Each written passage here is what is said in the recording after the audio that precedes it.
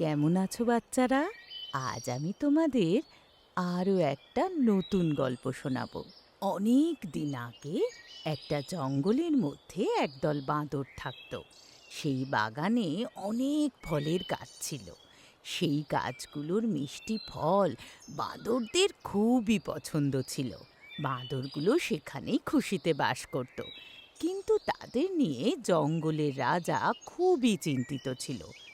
তারপর একদিন রাজা মশাই একটা সভা করে সবাইকে ডেকে কী নির্দেশ দিলেন সেটা জানতে বন্ধুরা তোমাদের পুরো গল্পটা মন দিয়ে দেখতে হবে। গল্প বাঁদর আর রাক্ষস।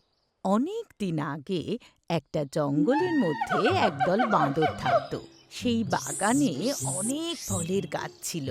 সেই গাছের মিষ্টি ফল বাঁদরদের খুব পছন্দ ছিল।